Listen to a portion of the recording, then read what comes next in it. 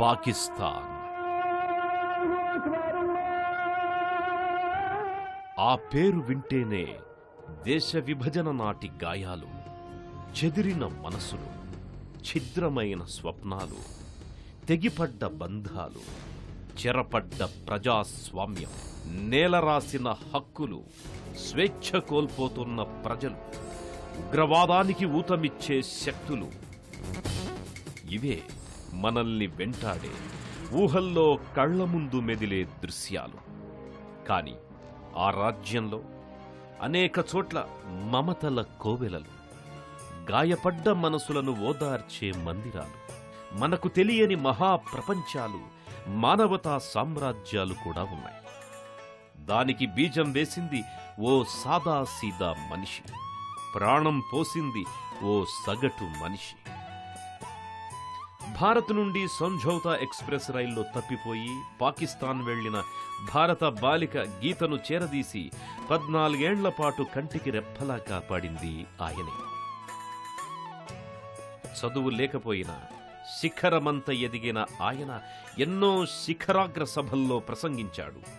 సంఘ సేవారంగంలో ఏకంగా ఒక సామ్రాజ్యాన్నే సృష్టించాడు. నడిచే ఋషిలా అగుపించే అతడే ఆ సేవా సామ్రాజ్యాల రూపశిల్పి, అదో జగత్ సహోదరుల ప్రియనేస్తం, సమతా మమతల వారధి, పాక్ ప్రజల గుండె చప్పుడు, అబ్దుల్ సత్తార్ ఈదీ.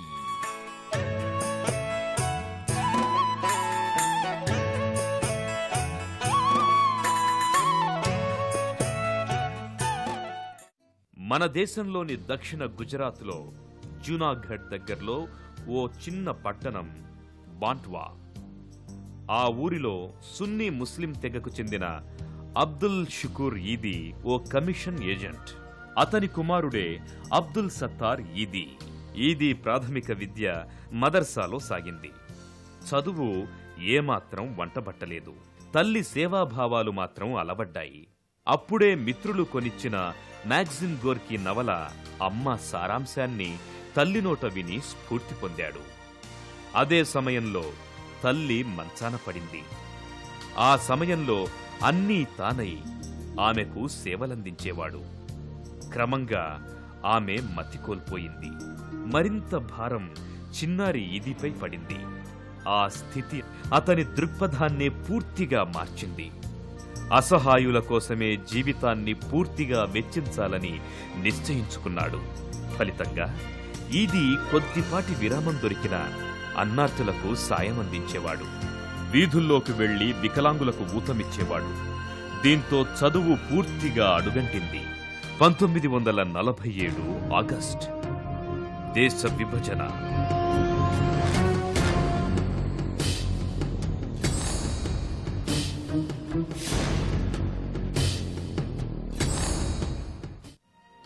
ఆ తరువాత నెల రోజులకే ఆ కుటుంబం మన దేశం నుంచి నాటి పాకిస్తాన్ రాజధాని కరాచీ చేరింది. నెమ్మదిగా ఈదీ ఫుట్పాతులపై వ్యాపారం ప్రారంభించాడు. సమస్త ప్రపంచం అక్కడ అతనికి గోచరించింది. తాను ఏం చెయ్యాలో కూడా బోధపడింది. 1949 తాను పొదుపు చేసిన సొమ్ముతో కరాచీలో మిఠాదార్ ప్రాంతంలో ఈదీ ఓ చిన్న షాప్ కొన్నాడు. అందులో పేదలకు సాయం అందించేందుకు తనకున్న కొద్దిపాటి వనరులతోనే ఓ డిస్పెన్సరీ నెలకొల్పాడు. అది సజావుగా నడిచేందుకు 10 మంది యువకులతో తన వంశం పేరిట ఈదీ మెమన్ వాలంటరీ కార్ప్స్ స్థాపించి విరాళాలు సేకరించాడు. ఆ సొమ్ముతో ఔషధాలు కొని మార్కెట్ రేటు కంటే తక్కువ ధరకు విక్రయించేవాడు. ప్రభుత్వ వైద్యం అందక అల్లాడే ప్రజలకు ఈదీ సేవలు కొత్త జన్మనిచ్చాయి. ఈలోపు అతని తల్లి ఆరోగ్యం మరింత క్షీణించింది. 1950లో ఆమె మరణించింది. అది అతన్ని ఎంతగానో కుంగదీసింది. 1955లో తన పేరు మీద అబ్దుల్ సత్తార్ ఈదీ ట్రస్టును నెలకొల్పాడు. ఆ ట్రస్ట్ కింద 1957లో కరాచీ మిఠాదార్ ప్రాంతంలోనే ఓ ప్రసూతి ఆసుపత్రిని నెలకొల్పి అక్కడ ఒక మహిళా వైద్యురాల్ని నియమించాడు. అంతేకాకుండా ఆ ప్రాంతంలోని బాలికలకు నర్సింగ్లో శిక్షణ ఇవ్వడానికి నర్సింగ్ శిక్షణా సంస్థను ఏర్పాటు చేసి 3 నెలల పాటు శిక్షణ ఇప్పించాడు. ఈదీ నిస్వార్థ సేవలను గుర్తించిన ఓ వ్యాపారి 20,000 రూపాయలు విరాళంగా ఇచ్చాడు. ఆ సొమ్ములో 7,000 రూపాయలతో ఈదీ ఓ పాత అంబులెన్స్ వ్యాన్ కొన్నాడు. దాని సహాయంతో ప్రజల ముంగిటకే వైద్యాన్ని తీసుకువెళ్లాడు. అత్యవసర కేసుల కబురందగానే వైద్య బృందాలతో వెళ్లి సేవలందించేవాడు. ప్రజాసేవను ఆరంభించిన తొలినాళ్లలో నేను అంబులెన్స్ వ్యాన్ కొని దానికి పూర్ మెన్ వ్యాన్ అని పేరు పెట్టాను. 1956లో నేను ఒక గది తీసుకున్నాను. మాకు ఆ గది సరిపోయేది కాదు. రాత్రి వేళల్లో నేను బయట చాప వేసుకుని పడుకునేవాణ్ణి. పక్కనే ఫోన్ పెట్టుకునేవాణ్ణి. ఎప్పుడు ఫోన్ మోగితే అప్పుడు ఆపదలో ఉన్న క్షతగాత్రుల కోసం వెంటనే అంబులెన్స్తో వెళ్లేవాణ్ణి. ఎంత రాత్రైనా విసుక్కోకుండా వెళ్లి గాయపడ్డవారిని ఆసుపత్రిలో చేర్పించేవాణ్ణి. ఈదీ దాతల సాయం అభ్యర్థిస్తూ క్లినిక్కు ఎదురుగా బోర్డు పెట్టాడు. ఈదీ తపన, పట్టుదల చూసి ఓ దాత ఏకంగా 3 లక్షల రూపాయలు విరాళంగా ఇవ్వడంతో ఆసుపత్రిని ఆధునీకరించి అన్ని వసతులు సమకూర్చుకున్నాడు. అంతేకాదు, దాతలు వస్తురూపేణ, ఆహారం రూపేణ కూడా సహాయం అందించసాగారు. ఇక అప్పటి నుంచి ఈదీ సేవలు బహుముఖంగా అన్ని రంగాల్లోకి విస్తరించసాగాయి. అంబులెన్స్లను, సహాయకులను పెంచుకున్నాడు. ప్రకృతి ప్రకోపించిన, ప్రళయాలు, విలయాలు విరుచుకుపడ్డ, రోడ్డు ప్రమాదాలు సంభవించిన, భవనాలు కుప్పకూలిన, బాంబు విస్ఫోటాలు, విమాన ప్రమాదాలు, ఇలా ప్రమాదం ఎటునుంచి ముంచుకొచ్చిన అబ్దుల్ సత్తార్ ఈదీ ఆపద్బాంధవుడిలా ప్రత్యక్షమయ్యేవాడు. ఆపదలో ఉన్న వారి సమాచారం పోలీసుల కంటే ముందుగా ఈదీ కార్యాలయానికి అందేది. దాంతో అతడు కార్యక్షేత్రంలోకి ఎకాఎకిన దూకేవాడు. ఆపదలో ఉన్న ప్రజలను ఆదుకోవడమే కర్తవ్యంగా భావించేవాడు. తన సేవా కార్యక్రమాలు మరింతగా విస్తృతం చేయటానికి రాజకీయాలు చక్కటి వేదికగా భావించాడు ఈదీ.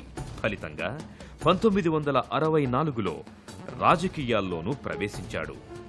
నాటి ఎన్నికల్లో జిన్నా సోదరి మహతర్మ ఫాతిమాకు మద్దతిచ్చాడు. ప్రెసిడెంట్ అయూబ్ ఖాన్ను ఆయన బహిరంగ సభలోనే నేరుగా దుయ్యబట్టాడు. మిక్కిలి ధైర్య సాహసాలు ప్రదర్శించాడు. అయితే రాజకీయాల్లో ఇజాల పంజరాల్లో ఇమడలేకపోయాడు. తిరిగి సేవారంగానికి పూర్తిగా తన జీవితాన్ని అంకితం చేశాడు. 1965లో భారత్ పాకిస్తాన్ మధ్య యుద్ధం సందర్భంగా క్షతగాత్రులకు సేవలందించాడు. ఈ క్రమంలో 1974లో ఆయన పేరిట ఉన్న అబ్దుల్ సత్తార్ ఈదీ ట్రస్ట్ ఈదీ ఫౌండేషన్ గా రూపుదిద్దుకుంది. దీంతో ఆయన తన కార్యక్రమాలు మరింత పటిష్టంగా నిర్వహించటానికి అవకాశం ఏర్పడింది. 1971లో కరాచీలో ఈదీ ఫౌండేషన్ ప్రారంభించాను. క్షతగాత్రులకు పూర్తి సాయం అందించడానికి ఒక స్థలం అవసరమని భావించాను. అప్పుడు నేను కొనుక్కున్న 35 ఎకరాల స్థలాన్ని అటవీశాఖ వారికి ఇచ్చేసి రహదారికి సమీపాన ఉన్న స్థలాన్ని తీసుకున్నాను. అల్లా ఎప్పుడూ నాపై కరుణ చూపుతూనే ఉన్నాడు. ఆయన దయతో నా సేవా కార్యక్రమాలను నిత్యం అన్ని ప్రాంతాలకు విస్తరింపచేస్తున్నాను. రోడ్డు ప్రమాదాల్లో గాయపడ్డ ప్రజల కోసం ఉచిత సేవలందించటం పెద్ద ఎత్తున ప్రారంభించాడు. క్రమంగా అతడి సేవలు కరాచీ, ఆ చుట్టుపక్కల పట్టణాలకు విస్తరించాయి. ప్రమాదాల్లో గాయపడ్డ వారికి తక్షణ సాయానికి 115 నంబర్ను ప్రత్యేకంగా కేటాయింపచేశాడు. ఆ నంబర్ స్వల్పకాలంలోనే దేశమంతా ప్రాచుర్యంలోకి వచ్చింది. ప్రజల ఆప్త బంధువుగా మారింది. దీంతో ఈదీ సేవలు మరింత వేగంగా దేశమంతా విస్తరించాయి. జాతీయ రహదారులపై ప్రతి 25 కిలోమీటర్లకు ఈదీ సెంటర్ల పేరిట 500 వైద్య కేంద్రాలను నెలకొల్పాడు. అందులో ప్రమాద బాధితులకు తక్షణ వైద్య సేవల్ని అందించే బృందాలుంటాయి. మిగతా సమయాల్లో ఆ కేంద్రాలు ఆయా పరిసర గ్రామాల్లోని ప్రజలకు సకల సేవలు అందిస్తుంటాయి.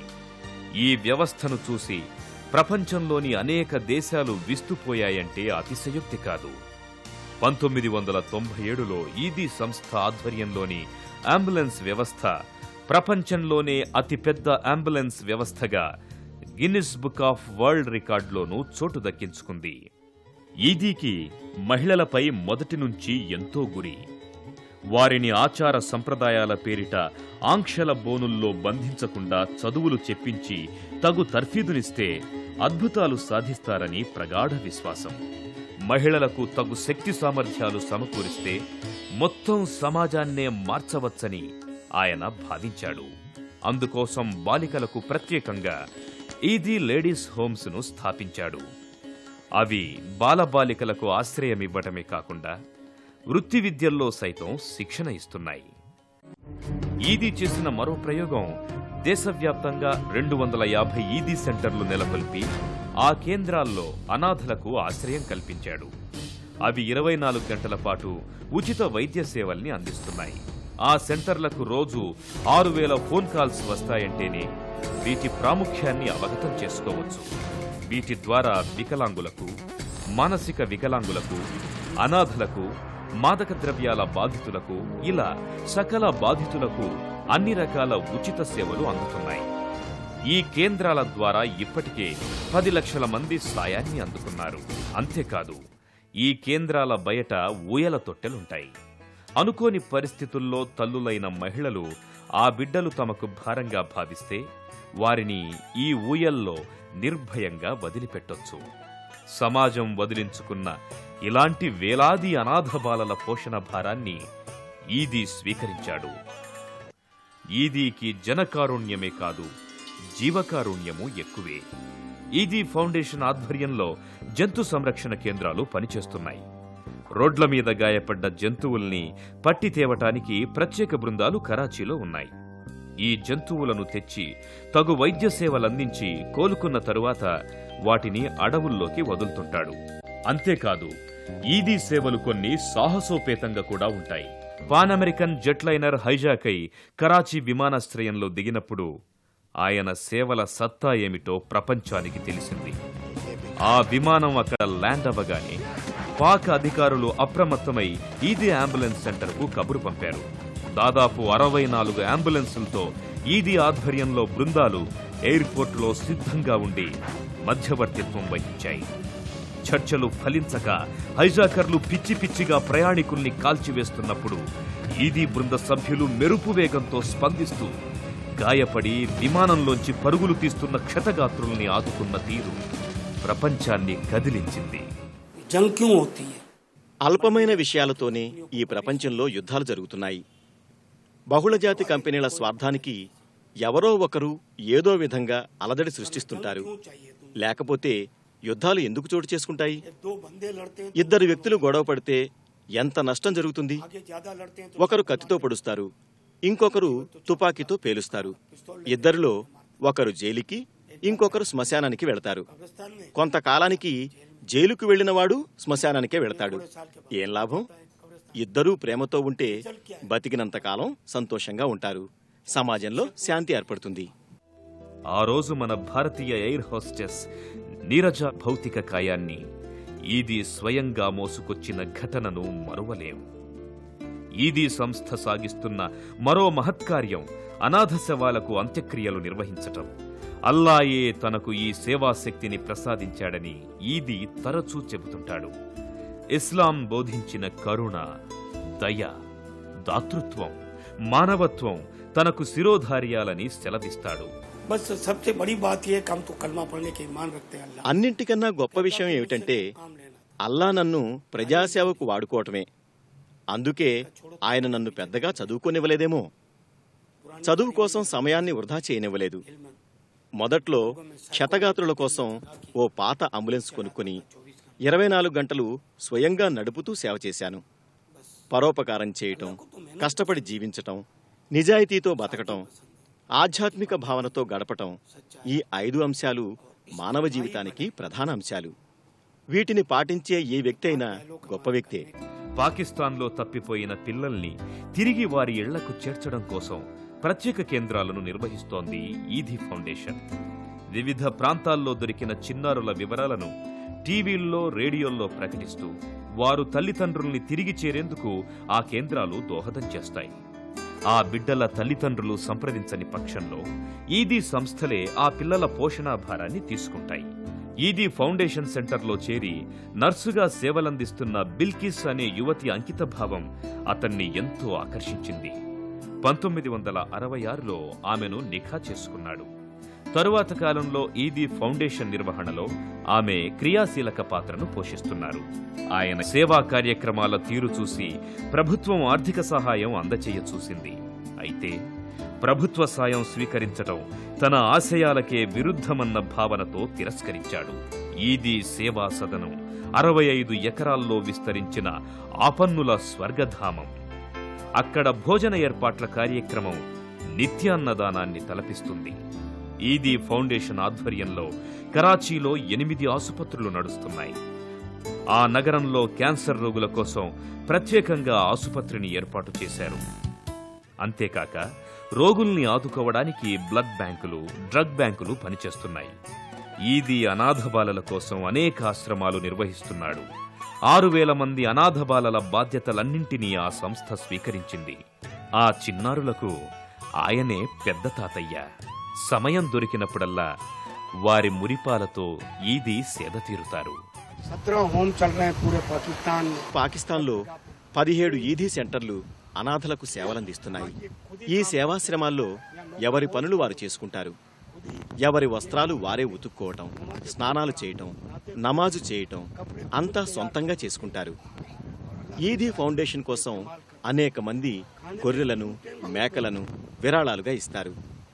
మేము అన్నార్తులకు 3 పూటల పౌష్టికాహారాన్ని ఇస్తున్నాం. ఇదంతా అల్లా చలవే. Bharat, Japan, America, Britain, Iran, Hungary, Afghanistan, Indonesia, Sudan దేశాలకు నేడు ఈదీ సేవలు విస్తరించాయి. అన్ని చోట్ల అవే సేవలు, అవే కారుణ్య భావనలు. దాదాపు 75,000 మంది వాలంటీర్లు ఆ సంస్థలో అన్ని వేళలా అందుబాటులో ఉంటూ సేవలందిస్తున్నారు. 7,500 మంది ఉద్యోగులు సంస్థ కార్యక్రమాల్లో నిత్యం పాలు పంచుకుంటారు. ఆయన ఎంతో నిరాడంబరుడు, నిరక్షరాస్యుడు. అయితేనే 2001లో G8 దేశాల శిఖరాగ్ర సభలో, 2003లో ఐక్యరాజ్య సమితి సభలో ప్రసంగించి ప్రత్యేకతను మూటకట్టుకున్నారు. వైద్యశాలల పర్యవేక్షణ, అంబులెన్స్ల సమన్వయం, అనాథ పిల్లలకు శిక్షణ, వృత్తి విద్యా కోర్సుల్లో బోధన, వైద్య సేవలు, ఇలా అనుక్షణం అహరహం పని పని. దాదాపు 40 సంవత్సరాల కాలంలో సెలవన్నదే ఆయన ఎరుగడు. అనునిత్యం అదే లోకం. ఈదీ తన సహాయం అర్థించిన వారిని ఏనాడు నిరాశపరచలేదు. వారి కోసం భిక్షాటన సైతం చేసి నిధులు సమకూర్చిన ఘటనలు పాక్ ప్రజల్ని ఎంతగానో చిలింపచేశాయి. ఆయన కృషితో కరాచీలో యాచకులు రోడ్లు ఊడ్చే పనివారిగా మారి నేడు గౌరవప్రదంగా జీవనం సాగిస్తున్నారు. ప్రజలు ఎవరికి వారు సొంతంగా సగౌరవంగా బతకాలి. ఇతరుల సుఖదుఖాల్లో పాలు పంచుకోవాలి. ప్రజల్లోనూ మానవతా విలువలు పెరగాలి. నిరక్షరాస్యులను జాగృతపరిచి వారిలో చైతన్యం తీసుకురావాలి. ఇది తమ బాధ్యతని ప్రధానంగా యువత భావించాలి. భారత్ నుండి పాక్కి సంఝౌతా ఎక్స్ప్రెస్ రైల్లో 10 ఏళ్ల వయసులో తప్పిపోయి వెళ్లిన చెవిటి మూగ బాలిక గీతను ఈదీ ఫౌండేషన్ సేవకులు చేరదీశారు. ఆ తరువాత గీతను స్వయంగా ఈదీ కుటుంబ సభ్యులు తమ కుటుంబంలో భాగంగా కంటికి రెప్పలా కాపాడారు. చెవుడు మూగతనంతో ఏమీ మాట్లాడలేని ఆ అమాయకపు బాలిక విషయం తెలిసిన భారత ప్రభుత్వం కదిలింది. 2 దేశాల సంప్రదింపుల నేపథ్యంలో గీత మాతృభూమికి పయనమయ్యింది.